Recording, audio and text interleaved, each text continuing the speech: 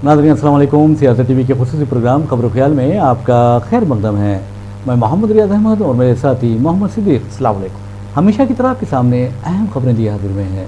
नाज़रीन, जैसा कि आप जानते हैं कि हम जो खबरें आपके सामने पेश करते हैं वो कल के अखबारात की सुर्खियाँ बनती हैं। न सिर्फ सुर्खियाँ बनती हैं बल्कि उन खबरों को इलेक्ट्रॉनिक मीडिया गैर मामूली अंदाज में नश्र करता है। इसी तरह सोशल मीडिया पर ये खबरें वायरल होती हैं। बहरहाल नाज़रीन, जहाँ तक खबरों का सवाल है, आप अच्छी तरह जानते हैं कि पिछले 10 वर्षों से वज़ीर-ए-आज़म की हैसियत से मोदी खिदमात अंजाम दे रहे थे और आपने देखा कि किस तरह 2024 के इंतखाबात में जो 4 जून को नताइज का ऐलान किया गया, मोदी को किस तरह का झटका लगा। उन्हें ओहदे वज़ारत-ए-इज़्मा से उन्होंने इस्तीफ़ा दिया और उसके बाद आप देखेंगे कि उन्होंने सदर जमहूरिया ने उन्हें एक अपनी जिम्मेदारियां निभाने का की हिदायत दी और कहा कि हलफ बर्दारी तकरीब तक, आइंदा ये हुकूमत की तश्कील तक वो खिदमत अंजाम दे। तो बहरहाल अब फिर वो दोबारा यानी तीसरी मरतबा ओहदे वज़ारत-ए-इज़्मा पर फायद होने वाले हैं। लेकिन उनका ये कहना था, उनका ये दावा था कि मैं पंडित जवाहरलाल नेहरू के बराबर हो जाऊंगा। लेकिन याद रखिए कि जहाँ तक पंडित जवाहरलाल नेहरू का सवाल है, उन्होंने 3 मरतबा भी वादे अक्सरियत से कामयाबी हासिल की थी, जबकि मोदी आप अंदाज़ा कर सकते हैं कि किस तरह कामयाब होते हैं, किस तरह उनकी कामयाबी में मुख्तलिफ अवामिल अहम किरदार अदा करते हैं, किस तरह के उनकी कामयाबी पर शुक्र व शुबात का इजहार किया जाता रहा है, ये आप अच्छी तरह जानते हैं। मैं कुछ इशारे दे रहा हूँ, आप समझ जाइए। और वैसे भी नाज़रीन, आपको बता दूँ कि जहाँ तक मोदी जी का सवाल है, मोदी जी कल अपने ओहदे वज़ारत-ए-इज़्मा का हलफ लेंगे, अपनी काबीना का हलफ लेंगे। और इसमें आपको बता दूं कि तेलुगु देशम के बारे में कहा जा रहा है, जो ज़राए से हमें इत्तलात मिली हैं कि 4 वज़ारतें, 4 कलमदान उनके हवाले किए जाएंगे, जबकि नीतीश कुमार की JDU को 2 वज़ारतें दी जाएगी। लेकिन कुमारस्वामी को क्या मिलेगा ये आप कल ही देख सकते हैं। बहरहाल नाज़रीन, जहाँ तक खबरों का सवाल है, हम मोदी के बारे में नहीं बताएंगे या मोदी के हलफ लेने के बारे में या उनके प्रोग्राम के बारे में हम पहले तबसरा नहीं करेंगे या चंद्राबाबू नायडू के बारे में आपको नहीं बताएंगे। लेकिन एक बात ज़रूर बताएंगे कि मोदी ने 10 साल यानी पहली मियाद 2014 से लेकर 2000 आप देखेंगे कि 19 तक उन्होंने पहली मियाद, फिर उसके बाद 2019 से लेकर 2024 तक उन्होंने दूसरी मियाद मुकम्मल की। यानी 10 वर्षों के दौरान उनकी जो तरक्की हुई है, तो सबसे बड़ी तरक्की जो है फ़िरक़ा परस्ती की सनत में हुई है। यानी फ़िरक़ा परस्ती इस कदर ज़्यादा हुई है कि इंसान इंसान का दुश्मन हो गया, भाई भाई का दुश्मन हो गया।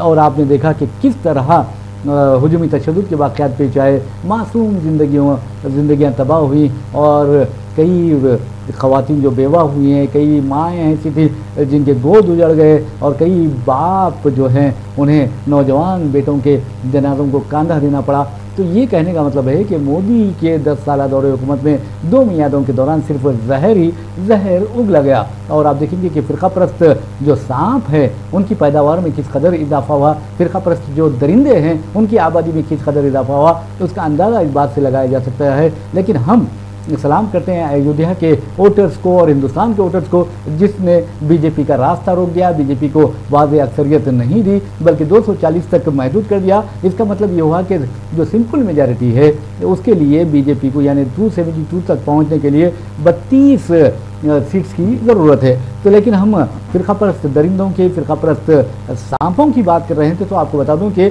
एक सांप फैज़ाबाद में पकड़ा गया है और उसके बारे में आपको बता दूं कि हम हालांकि वो हिंदू है और कभी हम ये नहीं कहेंगे कि वो हिंदू दहशतगर्द है, क्योंकि मज़हब कभी कोई भी मज़हब कि दहशतगर्दी की तालीम नहीं देता, बल्कि ये जो जिस तरह के गंदी नाली के कीड़े होते हैं जहाँ पर फ़िरक़ा परस्ती पनपती है उसकी पैदावार होते हैं। तो बहरहाल नाज़रीन, आपको हम लिए चलते हैं अयोध्या में आपने देखा कि बाबरी मस्जिद यानी शहीद बाबरी मस्जिद पर जो राम मंदिर तामीर की गई और अधूरी मंदिर का मोदी जी ने बहैसियत प्रिस्ट, बहैसियत पंडित, बहैसियत पुजारी जिस तरह इफ्तिताह किया और उन्हें यकीन था कि मंदिर की तामीर के बाद सारे हिंदुस्तान में उन्हें ज़बरदस्त अक्सरियत मिलेगी। लेकिन अयोध्या में जहाँ पर मंदिर का इफ्तिताह मोदी ने अंजाम दिया था, आप देखेंगे कि बीजेपी उम्मीदवार को शर्मनाक शिकस्त का सामना पड़ा।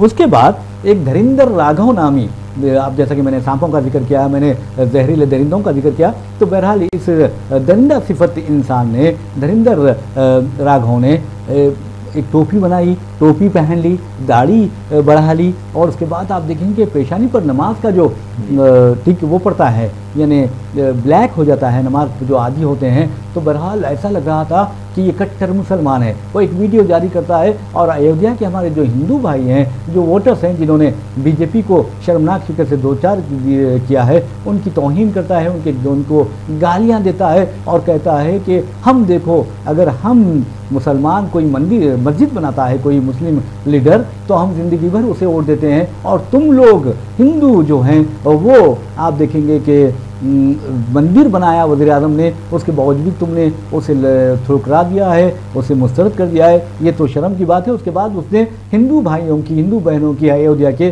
तौहीन की, उनके खिलाफ इंतहाई नाशाइस्ता रिमार्क्स किए और ख़ुद को ऐसे जाहिर किया जैसे कि वो मुसलमान है, और लोग मुसलमान समझने भी लगे थे। और आपको बता दूं कि अक्सर हिंदू भाई जो हमारे गलतफहमी का शिकार हो गए, जो फ़िरक़ापरस्ती की बीमारी से मुतासिर हैं, उन्होंने भी यही समझ लिया कि ये मुसलमान है। लेकिन आपको बता दूं कि जो गंदगी होती है उस, और जो झूठ होती है, जो दरोगोई होती है, उसे बेनकाब ज़रूर किया जाता है, वो बेनकाब हो भी जाती है। जैसा कि आपने देखा कि 4 जून को जो नताइज आए, कौन कौन बेनकाब हुआ, ये आप अच्छी तरह जानते हैं। बहरहाल अब उसको दरिंदर राघव को गिरफ्तार कर लिया गया है, और ये भी कहा गया है कि गूगल रिवर्स इमेज सर्च के ज़रिए उसकी ऑथेंटिसिटी मालूम की गई, जब पता चला कि ये साहिब जो हैं वो मुसलमान नहीं बल्कि हिंदू हैं। इस सिलसिले में फैक्ट चेकर जो मोहम्मद ज़ुबैर है, उन्होंने भी बहुत अहम किरदार अदा किया। हम उन्हें भी सलाम करते हैं, और सिद्दीक़ साहब को सलाम करते हुए ये पूछते हैं कि इस तरह के जो दरिंदे हैं उनका क्या होगा सिद्दीक़ साहब? क्या इस तरह ही ये अपनी आबादी बढ़ाते रहेंगे?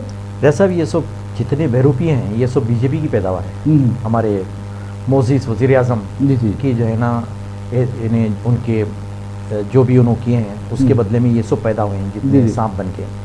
तो अब ऐसे लोगों का सोसाइटी में क्या इस्तेक़बाल होगा, क्या होगा, ये तो मीडिया जो है ना खुल के बताएगा। अब जहाँ तक मीडिया का ताल्लुक़ है, आपको मालूम है गोदी मीडिया अब आहिस्ता आहिस्ता वो भी जो है ना झुकने लगा है। उसको मालूम हो चुका है कि हमारी हकीकत अब पोल खुलने लगी है, क्योंकि हम इतनी लाख कोशिशें करने के बावजूद भी 400 पार तो नहीं मिलेगा। लेकिन सिद्दीक़ साहब, माफ़ी चाहता हूँ, गोदी मीडिया मैं तो नहीं कहूँगा, बल्कि तलवे चाटू मीडिया कहूँगा, ये दलाल मीडिया कहूँगा, क्योंकि आप देखेंगे कि इसको तलवे चाटने की बहुत ज़्यादा आदत हो गई है। अब भी ये तलवे चाटेगा, मुझे यकीन है। जी हाँ, बिल्कुल। यानी जो भी सच्चाई की बात करता है वो तो अंदर हो जाता है। ज़ुबैर का तो आप जिक्र किए हैं, तो आपको तो मालूम है क्या सुलूक हुआ था उनके साथ, लेकिन उन्हें छोड़ना पड़ा। बिल्कुल छोड़ना पड़ा। तो यानी अल्टीमेटली देखिए, जो सच्चाई है वो तो आपको सामने आनी है, और तो छोड़ना ही पड़ेगा ना। कब तक आप जो है ना उनको बंद करके रखेंगे? तो ये जो है ना सब इन्हीं की पैदावार है, और अब एक एक करके इनको आग दिखा रहे हैं कि जो है ना कि अब देखो नेक्स्ट अब क्या होता है। यानी सारा गुरूर खाक में मिल गया इनका, कुछ भी नहीं हुआ है। यानी अवामी जो मैंडेट था वो खुल के आया, अवाम को मालूम हुआ कि किसको वोट देना, किसको नहीं देना। आप लाख कोशिश कर लीजिए, प्राण प्रतिष्ठा करिए आप, या 56 इंच का सीना बताइए, कुछ भी बताइए, लेकिन अवाम का फैसला वो बिल्कुल आपको एक्सेप्ट करना है। और वो लोग ने प्रूफ करके दिखा दिया कि अब चलने वाला नहीं है। 10 साल हम बर्दाश्त कर चुके हैं, 10 साल हमारे लिए बहुत थे। क्या किए मुल्क के लिए, क्या किया गया जो है ना, यानी कई ऐसे फैक्टर्स है जिसकी वजह से अवाम मजबूर होकर जो है ना इनको जो है ना ये तादाद पे लेके आए जाए। कई ऐसे इशूज़ हैं। यानी आप कभी भी किसी तकरीर में आपने ना तरक्की की बात की, ना जॉब की बात की, ना महंगाई की बात की, ना चाइना के बारे में बात की है। बस बात होती तो सिर्फ वही हिंदू मुसलमान, फिर वो पाकिस्तान, बस 2-4 बातें होती, उसी के बारे में जो है ना वाह वाह वाह वाह चलती। और वो चंद जोहला जो अटेंड करते वो लोग भी जो है ना आहिस्ता आहिस्ता वो भी दूर होना चलेंगे तखानी से। तो इसका मतलब ये हुआ कि आवाम को मोदी जी बेवकूफ़ समझते थे, बीजेपी वाले बेवकूफ़ समझते थे, लेकिन आवाम दानिश्वर निकले। बिल्कुल दानिश्वर निकले। आवाम में इतना जो है ना इन्हें कॉन्शियसनेस, शऊर आ गया है कि वो समझ सकते हैं कौन बेवकूफ़ बना रहा, कौन मुल्क को तरक्की पे ले जा रहा है।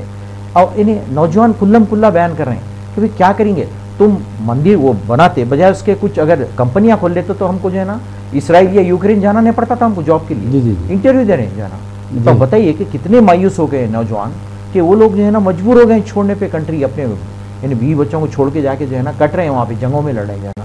तो ये हाल आपने कर दिया है, तो बताइए किस मुंह से आप जो है ना जाएंगे अवाम के सामने दोबारा जो है ना।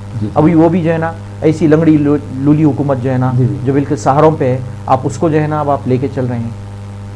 लेकिन सिद्दीक़ साहब एक बात ज़रूर है कि जहाँ तक अयोध्या यानी फैज़ाबाद का सवाल है, फैज़ाबाद के जो इंतखाबी नताइज मंजर आम पर आए हैं उसमें बीजेपी के लिए बहुत ताज़िया इबरत है। और उसके लिए एक मैं समझता हूँ कि बीजेपी की जो पॉलिसी है, ख़ास तौर पर जिस अंदाज में अक़लियतों के साथ जो पॉलिसी उन्होंने अपनाई थी, किसानों के साथ, जवानों के साथ, अग्निपथ जो है अग्निपीठ उसके ताल्लुक से जो उन्होंने ऐलान किया था, उसके खिलाफ एक ज़ोरदार तमांचा है, मुझे ऐसा लगता है। क्योंकि आप देखेंगे कि बीजेपी के लल्लू सिंह ने, बीजेपी के जो उम्मीदवार थे, उन्हें 4,99,722 वोट हासिल किए, यानी 43.8% वोट हासिल किए, जबकि एसपी के उम्मीदवार ने वहाँ 5,54,290 या 289 वोट उन्होंने हासिल किए हैं। तो आप अंदाजा कर सकते हैं 48.6% वोट उन्होंने हासिल किए। और ये जो कामयाबी है, इसके अलावा अयोध्या रीजन के 9 हलकों में से एसपी को आपको बता दूं कि 5 निश्चित से मिली हैं। ये बहुत बड़ा जो है ना मैंडेट है। अगर देखा जाए तो अवाम की नुमाइंदगी, कि अवाम क्या चाहते हैं, इससे इन्हें खुला रहा गया। नो डाउट, अब जैसा आपने कहा कि अग्निवीर स्कीम है, ऐसे कई जो है ना कंट्रोवर्शियल चीज़ें हैं जिसकी वजह से अवाम भी जो है ना मालूम हो जाएगा बेजार हो चुके थे और लिहाजा अगेंस्ट में जो है ना वोट दिए। तो ये जो है ना बड़ा ताज़ियानी इबरत है इनके लिए, ये इनको सीखना चाहिए कि ये क्यों हुआ ऐसा जो है ना।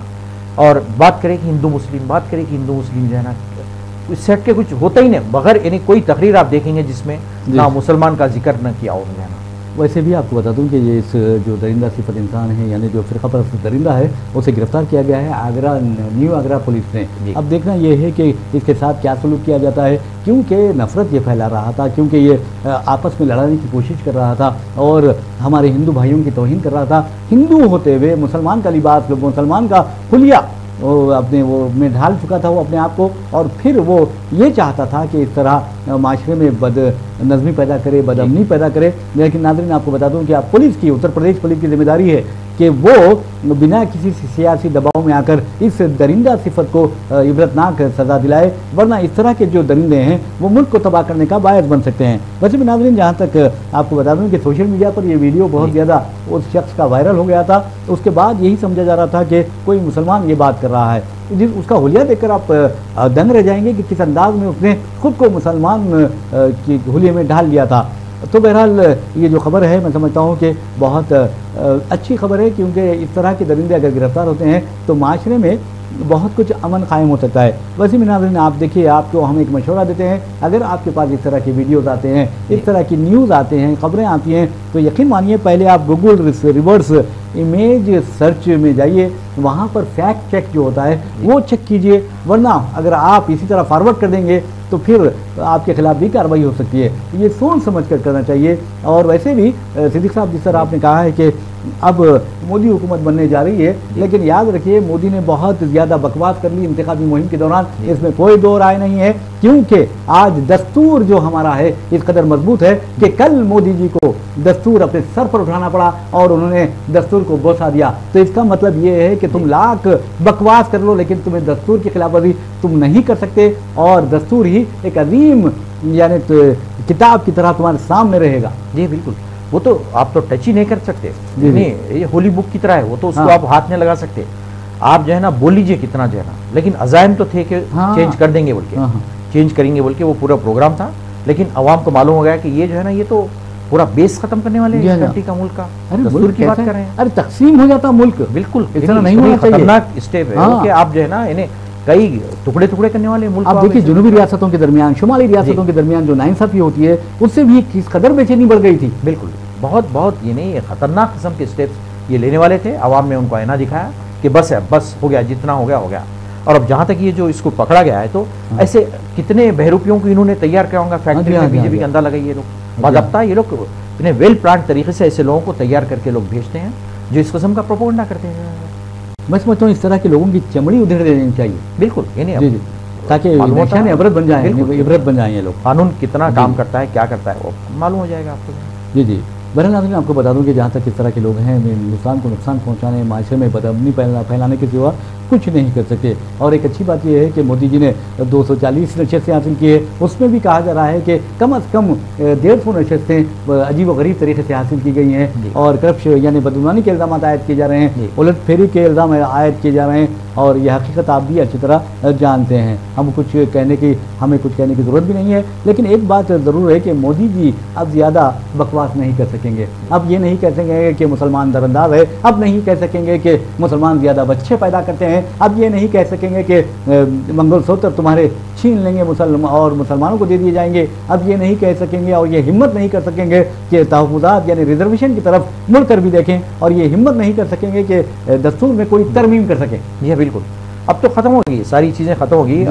फिलहाल तो आपको जो है ना हुकूमत बचाना है, आपको अपने खुद सर्वाइव करना, सर्वाइवल का है मसला है, अपने नंबर्स को बचाना है, अदरवाइज जो है ना पूरा तख्ता उलट सकता है। यानी एक मानो में बारूद के ढेर पर है हुकूमत। ये जी जी हुकूमत तो बन रही है, ठीक है, लेकिन स्टेबिलिटी कहाँ है वो तो सोचिए आप जो है ना, किसके सहारे पे बना रहे हैं आप जो है ना, कौन आपको सहारा दे रहा है, तो आप उस पर डिपेंड है सारे जो है ना। और दूसरी बात नाज़रीन, जहाँ तक राहुल गांधी का सवाल है, राहुल गांधी के बारे में हम आपको बताते हैं कि कांग्रेस वर्किंग कमेटी का इजलास मुनक़िद हुआ, जिसमें तमाम जो शुरका थे, वहाँ पर अरकान थे, उन्होंने मुत्तफ़िक़ा तौर पर राहुल गांधी को लीडर ऑफ अपोजिशन का ओहदा कबूल करने की तरगीब दी। अब देखना है कि राहुल गांधी ये ओहदा कबूल करते हैं या नहीं, लेकिन अगर राहुल गांधी चाहते हैं कि मोदी हुकूमत यानी गलत रास्ते पर ना जाए, यानी मुल्क को तबाही के रास्ते पर ना ले जा सके, तो फिर उन्हें लीडर ऑफ अपोजिशन का ओहदा कबूल करना चाहिए, ताकि ये वो बहैसियत लीडर ऑफ अपोजिशन मोदी हुकूमत पर नज़र रख सकें, उसके स्कैम्स पर, उसके स्कैंडल्स पर, उसके गलतियों पर, उसके फ़िरक़ा परस्ती पर नज़र रख सकें, उसके एजेंडे पर नज़र रख सकें।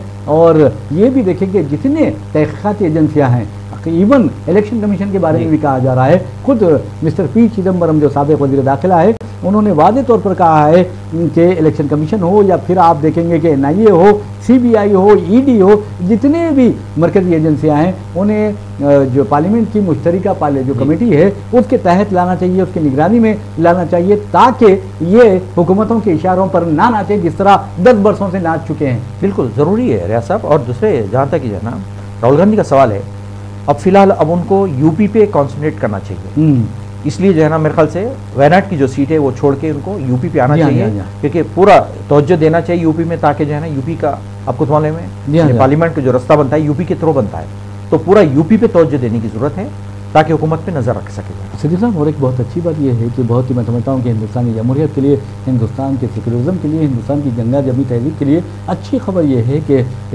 इन इंतखाबात में आप देखेंगे कि 13 मरकज़ी वज़रा को शिकस्त हुई है। जी, बहुत बड़ी बात है ये। और मोदी ने कहा था कि आपके भैंसों को लेके जाएंगे। जी हाँ, तो देखिए आपने क्या हुआ है, गुरूर इंतखाबात में भैंसें भी गई हैं। जी हाँ, बिल्कुल बिल्कुल। जी जी, इन्हें तकब्बुर और गुरूर का जो नतीजा हुआ है बहुत बुरा जो है ना, बहुत ही बेइज्जती हुई है। और जितनों ने गुरूर किया उनकी तबाही और बर्बादी आ गई। आप देखिए स्मृति ईरानी बार बार चैलेंज कर रही थी, बार बार राहुल गांधी को चैलेंज कर रही थी, आओ क्यों डरते हो, आओ। मोदी कह रहे थे क्यों डरते हो, मत डरो, आओ हमारे मुकाबला करो। लेकिन जब मुकाबला किया गया, अयोध्या में खुद शिकस्त से 2-4 हो गए। तो इसका मतलब ये हुआ कि जो अवाम थे उन्होंने फिरका परस्ती को अपने जूती तले रोन दिया है। जी बिल्कुल।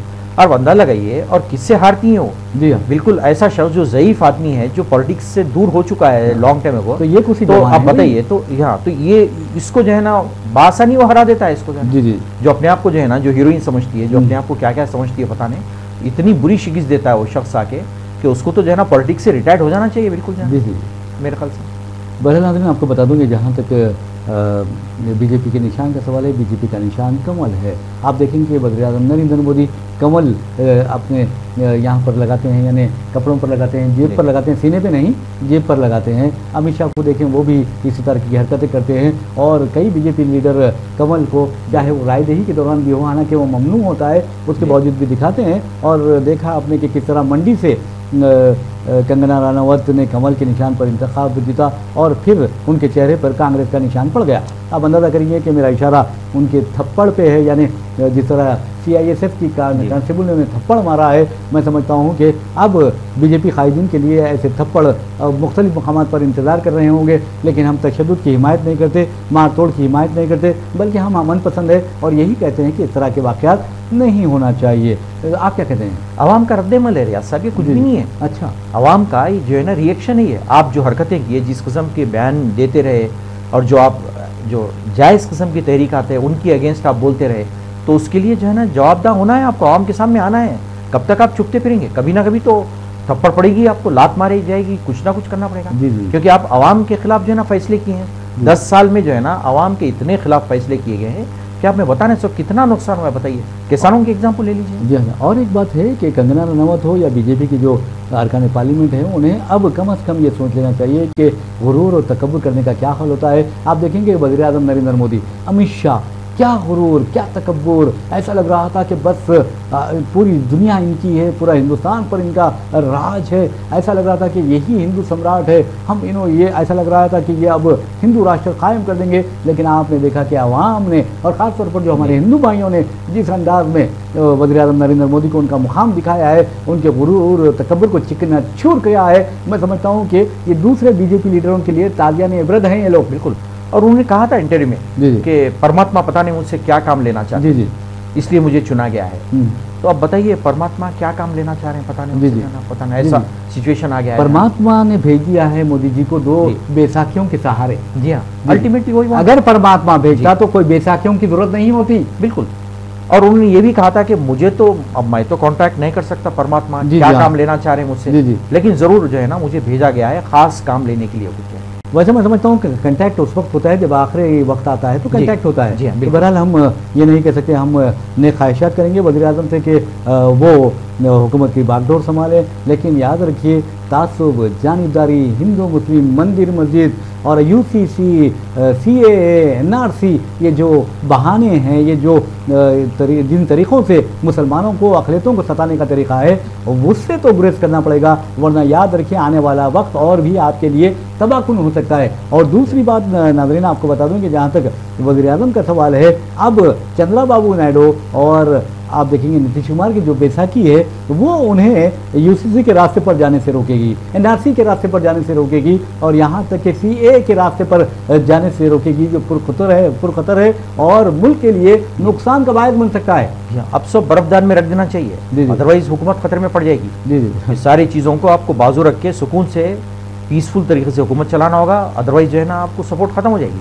बहरहाल अपने नजरियात को, अपने आइडियात को कूड़ेदान की नज़र करना चाहिए अब। और दूसरी और एक चीज़ रियाज साहब और की है कि अब मेरे ख्याल से गुजरात का डोमिनेशन खत्म हो जाएगा। अरे सारे स्टेट्स मौजूद हैं बेचारे, कितनी गुर्बत है, कितने इन्हें वहाँ पे ज़रूरत है तरक्की की, ना उनको फंड्स मिलते हैं, सब करते हैं, सारी चीज़ें गुजरात को जाती हैं। अरे महाराष्ट्र के कई ऐसे प्रोजेक्ट्स जो महाराष्ट्र को मिलने थे वो गुजरात को गए हैं। बिल्कुल, बहुत देखिए मराठों में नाराजगी पाई जाती है, बरहमी पाई जाती है, इस वजह से वहाँ पे बुरा असर हुआ है, वहाँ भी देखेंगे आप जाना। लेकिन अफसोस इस बात के है सिद्दीक साहब के एनडीए की जो जमातें हैं उनमें आप देखेंगे कि एनडीए के मोदी कहते थे कि कांग्रेस मुक्त, उन्होंने ऐसा लगता है कि एनडीए की जितने भी जमातें हैं, बीजेपी हो या दूसरी जमातें, उनमें कोई एक मुस्लिम रुकने पार्लियामेंट मुंतखब नहीं हुआ, कोई ईसाई रुकने पार्लियामेंट मुंतखब नहीं हुआ, कोई सिख रुकने पार्लियामेंट मुंतखब नहीं हुआ, कोई बुद्धिस्ट रुकने पार्लियामेंट मुंतखब नहीं हुआ। तो अब वज़ीर-ए-आज़म को यह नहीं कहना चाहिए कि हम सारे हिंदुस्तान की नुमाइंदगी करते हैं, 140 करोड़ आवाम की नुमाइंदगी करते हैं। अगर 140 करोड़ की आवाम की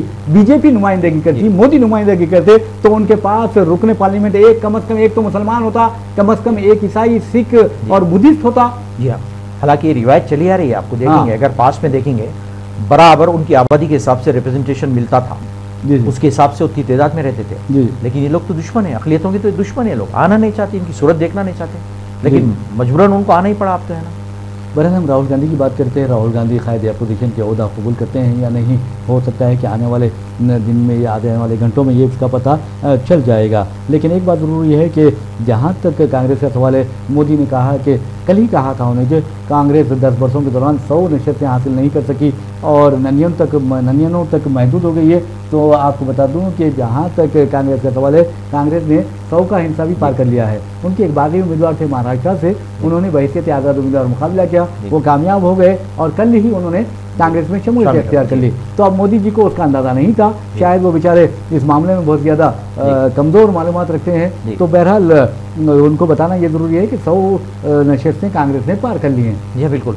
और अब ये वक्त चले गया, आप ये नहीं बोलेंगे ये बच्चा है, पप्पू है, काफ़ी मैच्योर्ड पर्सन है। बिल्कुल, आपको अब सामना है एक ऐसे ही मैच्योर्ड किस्म के एक दानिशमंद और इंटेलेक्चुअल जो है ना नौजवान का सामना है आपको। और आपका वक्त खत्म हो गया, अब उसका वक्त आ गया है। और तरबियत याफ्ता, बिल्कुल तरबियत याफ्ता और ख़ानदानी तौर पे उसको जो मिला है विरसे में, वो बराबर वो चली आ रही है। आप देखेंगे, आप स्पीचेस देख लो, आप खाली दोनों उससे आप अंदाजा लगा सकते हैं। आप कंपेयर करिए कितनी मैच्योरिटी, कितनी दानिशमंदी, इंटेलेक्चुअलिटी है वो है, क्योंकि आवाम के करीब जाने का मौका मिला। और नाज़रीन मैं समझता हूँ, और सिद्दीक साहब आपको भी बता दूँगा कि वज़ीर-ए-आज़म को चैलेंज किया था इंतखाबी मुहिम के दौरान राहुल गांधी ने कि आओ मुझसे बहस करो, डिबेट करो, लेकिन वज़ीर-ए-आज़म ने खामोशी अख्तियार की। लेकिन मैं कहता हूँ कि अगर वज़ीर-ए-आज़म नहीं आते हैं या बीजेपी का कोई लीडर नहीं आता है तो फिर ये मोदी जी के जो इंतखाबी मुहिम के दौरान तकारीर हैं, वो तकारीर और राहुल गांधी की तकारीर का लोगों को मुशाहिदा करवाना चाहिए और ये बताना चाहिए कि कहाँ पर तहजीब, हिंदुस्तानी तहजीब झलकती है, कहाँ पर आप देखेंगे कि महज़बपन झलकता है, कहाँ पर दानिश्वरी का एक सर चश्मा फूटता है और कहाँ पर फ़िरका परस्ती की दलिंदरगी जो है वो नजर आती है। वो जाके फर्दन एक हर किस्म के अवाम से मिलता है, गरीब से, अमीर से, बसों में सफ़र करता है, आटो में जाके खाता है, उनके साथ बैठता है। कभी ये लोग जुर्रत करेंगे, जाएंगे, मिलेंगे कभी जो है ना? नहीं, कभी नहीं। कभी इन्हें जो आला जात के हैं बस खाली उनके साथ ही उठे बैठेंगे। ये तो हर शख्स से मिलता है, तो इससे इसकी सादगी जाहिर होती है और उसका इन्हें बड़ापन जो है वो भी जाहिर होता है।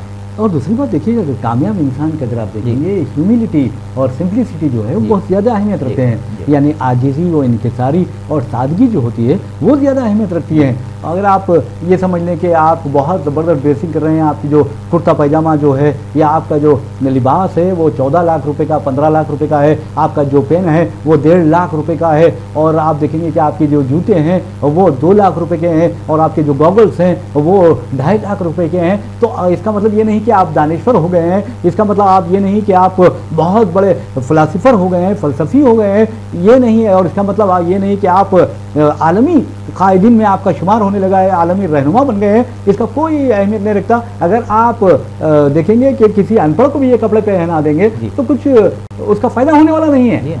मामूली जीन्स टी शर्ट पे इतनी इज्जत करते थे उनकी, जब राहुल गांधी देखेंगे आप इतने भारी भारी ड्रेस पहनते हैं, लेकिन फायदा क्या बताइए? जी। आपको डाउन टू अर्थ आना चाहिए, झुकना चाहिए। अरे सिद्दीक साहब, आपको बता दूं कि हमारे वज़ीर-ए-आज़म की मालूमात का अंदाज़ा लगाइए कि बाबा कौम महात्मा गांधी के बारे में कहते हैं कि महात्मा गांधी को दुनिया भर में कोई नहीं जानता था उस वक्त तक जब 1982 में फिल्म गांधी बनाई गई। यानी फिल्म गांधी बनाने के बाद गांधी जी की को शोहरत मिली। ये गुजरात से रहने वाला शख्स, गुजरात से ताल्लुक़ रखने वाले महात्मा गांधी के बारे में ये कहता है, तो आप अंदाज़ा लगाइए कि उसकी मालूमात किस कदर नाकिस हैं गांधी जी के बारे में। और एक बात बता दूं कि गांधी जी, सादगी की बात जब मैं कर रहा हूँ सिद्दीक साहब, आप देखेंगे कि एक ट्रेन में सफ़र कर रहे थे गांधी जी और वहाँ देखा उन्होंने कि ट्रेन के बाहर से जब एक मंजर देखा वहाँ तालाब का, वहाँ एक खातून बैठी है, कपड़े धो रही है और उसके जो जिस्म पर ऊपरी हिस्से में लिबास नहीं है, तो गांधी जी ने वहाँ आहद किया था कि मैं ज़िंदगी भर यानी अपर जो होता है यानी कुर्ता होता है मैं नहीं पहनूंगा बल्कि धोती पर रहूंगा, और उन्होंने ज़िंदगी भर धोती पर गुजारी। तो आप अंदाज़ा कीजिए कि कितना फ़र्क है। गांधी जी कोई मामूली शख्स नहीं थे, बैरिस्टर थे। मोदी जी के बारे में तो भी डिग्रियों के बारे में शुक्र को शुबात का इज़हार किया जाता है, जबकि गांधी जी तो बैरिस्टर थे। जी हाँ, बिल्कुल। ये फ़र्क समझना चाहिए, ये मालूम होना चाहिए। और फिर आपका भी ताल्लुक गुजरात से ही है। जी हाँ, जबकि साबरमती आश्रम, इसका मतलब नहीं मालूम आपको? आप तो गांधी जी पर फख्र करना चाहिए। बिल्कुल, आप वहीं की पैदावार है, तो आप बोल सकते थे फख्र से कि मैं भी वही सरजमीन है, लेकिन आपको नफरत है बाबा कौम से जाना। बिल्कुल सही कहा है। बहरहाल आपको लिए चलते हैं दिल्ली में क्या हो रहा है आपको बताते हैं, और वहाँ क्या हो रहा है, क्या तमाशा हो रहा है वो बताना ज़रूरी है, इसलिए कि वहाँ चंद्रबाबू नायडू और नीतीश कुमार की जो पार्टीज़ हैं उनकी अहमियत में ज़बरदस्त इजाफा हो गया है। अब तो ऐसा लगता है कि चंद्रबाबू नायडू का हाथ छोड़ने के लिए मोदी तैयार नहीं है। कुछ बरसों पहले आप देखिए, जब इत्तेहादी यानी एनडीए इत्तेहाद में चंद्रबाबू नायडू शामिल थे, मोदी जी और चंद्रबाबू नायडू एक स्टेज पर थे और चंद्रबाबू नायडू किसी बात पर नाराज़ होकर जब स्टेज छोड़कर जा रहे थे तो मोदी जी उनका हाथ बार बार पकड़ रहे थे। अब भी वही मंजर दिखाया जा रहा है। और आपको बता दूं कि चंद्रबाबू नायडू, जहां पर आप देखेंगे कि आंध्र प्रदेश में 175 असेंबली नशस्तों में से 164 नशस्तें तेलुगुदेशम, जनसेना और बीजेपी ने हासिल की है। बीजेपी की कोई हैसियत नहीं है वहां पर, लेकिन आपको बताऊं कि 8 सीट लोग हासिल किए होंगे, लेकिन बाबू ने अपने तौर पर आप देखेंगे कि 135 असेंबली हल्कों पर कब्जा किया है, यानी टीडीपी ने। और जनसेना, आपको बता दूं कि जनसेना ने 21 असेंबली नशस्तों पर कब्जा किया है, जबकि 16 पार्लिमानी हल्के बाबू के हिस्से में आए, जिसके नतीजे में उनकी मांग बढ़ गई, उनका डिमांड बढ़ गया। और आपको ये भी बताना ज़रूरी है कि असेंबली जो पार्लियामेंट्री जो इंतखाबात हुए हैं, 16 नशस्तों पर अगर बाबू कामयाब हो रहे हैं, 2 पर जनसेना कामयाब हो रही है, तो आप अंदाज़ा कर सकते हैं कि कितनी ताकत उनकी बढ़ गई है। लेकिन एक बात ज़रूर है कि बाबू से उन्होंने इत्तेहाद कर लिया है, लेकिन सिद्दीक साहब वहाँ 4 मिनिस्ट्री 4 वजारतें और स्पीकर का ओहदा बापू ने मांगा है। अब देखना ये है कि स्पीकर का ओहदा दिया जाता है या डिप्टी स्पीकर का ओहदा दिया जाता है, लेकिन जो 4 वजारतें हैं वो बहुत ज़्यादा अहमियत क्या होंगी। बिल्कुल कंफर्म कर दी गई, बस अब तक नाम भी आ गए उनके जी कि किनको इजाज़त देने वाली है। तो आप इससे अंदाजा लगाइए कि कितनी अहमियत है चंद्रबाबू नायडू की टीडीपी की वहाँ। जी, बहुत ज़रूरी है। जी जी, तो डिमांड भी है, फिर खुसूसी स्टेट का दर्जा भी उनको देने के लिए कह रहे हैं लोग। जी जी, बिहार का और इसका जो है ना तो मानना ही है, डिमांड्स तो आपको मानना ही है उनके। एक वामी रेड्डी प्रभाकर रेड्डी का नाम लिया जा रहा है जी।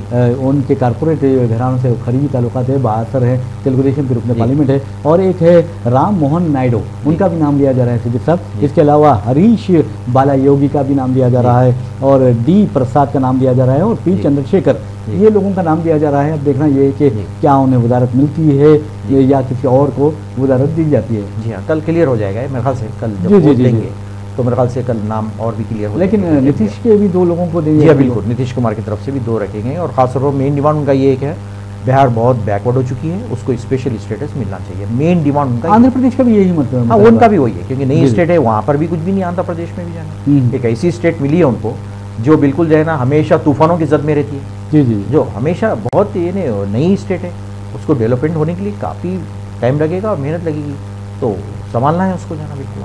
नाज़रीन, आपको हम बताते हैं कि जहाँ तक कंगना रनावत का सवाल है, कंगना रनावत का के साथ किस तरह का वाक़या पेश आया, बहुत बुरा वाक़या पेश आया।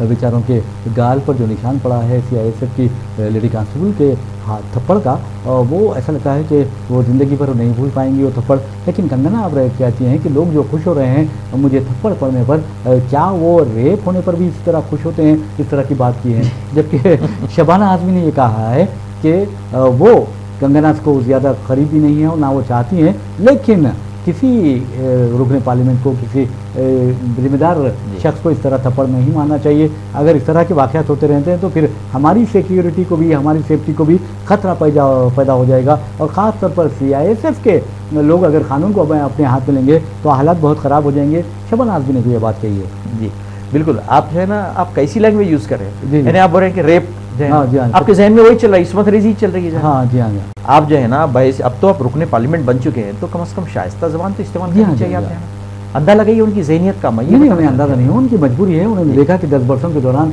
किस तरह ख़वातीन के जिनसी रासानी के वाक़यात पेश आए। हाथरस का वाक़या उन्होंने देखा होगा। कई से आप अंदाज़ा लगाते हैं कि 70 साल की बूढ़िया को भी नहीं छोड़ा गया, यानी 9 माह की बच्ची को नहीं छोड़ा गया। तो हो सकता है कंगना के जहन में कहीं ना कहीं ये चीज़ें होंगी। जी हाँ बिल्कुल, ये बड़े कारनामे हैं। 10 साल के बीजेपी हुकूमत में उन्होंने देखा होगा करीब से ख़वातीन के साथ किस तरह से सलूक किया गया। तो आप बजाय उसके कुछ कोई दूसरा लफ्ज़ इस्तेमाल करते हैं आप जाना। जी हाँ, बहुत सही कहा आपने। बहरहाल एक और अच्छी खबर की तरफ हम चलते हुए अपना प्रोग्राम खबर ख्याल अख्तिताम को पहुँचाते हैं। वो है यानी T20 वर्ल्ड कप। आप देखेंगे कि T20 वर्ल्ड कप जो चल रहा है, ICC T20 world cup America और वेस्ट इंडीज़ में हो रहा है, और कल यानी 9 जून को हिंदुस्तान और पाकिस्तान का मुकाबला होगा। आप अच्छी तरह जानते हैं कि 2 टक्कर के टीमें होती हैं, लेकिन हमेशा पाकिस्तान को शिकस्त और हिंदुस्तान को फतह होती है। और हम पूरे यकीन से कह सकते हैं कि कल भी हिंदुस्तान को कामयाबी मिलेगी। तो बहरहाल इसके जो टिकट फ़रोख्त हैं न्यूयॉर्क के एक स्टेडियम में, एक टिकट की कीमत आपको बता दूं कि 1.86 करोड़ रुपये, यानी आप अंदाजा कर सकते हैं कि 2 करोड़ के करीब टिकट फ़रोख्त हो रहा है, यानी जो रीसेल प्लेटफॉर्म पर। जी जी, बहुत बड़ी रिकॉर्ड है ये। जी हाँ, देखा जाता है, इससे पता चलता है कि यानी कितने बेचैन है शायकीन देखने के लिए मैच। बहरहाल लेकिन स्पोर्ट्समैन स्पिरिट होनी चाहिए, खेल के जज्बे के तहत उसे देखना चाहिए। बहरहाल इसी के साथ हम अपना प्रोग्राम खबर ख्याल अख्तिताम को पहुँचाते हैं। मुझे मोहम्मद रियाज अहमद को और मेरे साथी मोहम्मद सिद्दीक को इजाज़त दीजिए। इंशाल्लाह फिर मुलाकात होगी, फिर बात होगी। तब तक के लिए अल्लाह हाफ़िज़। अल्लाह।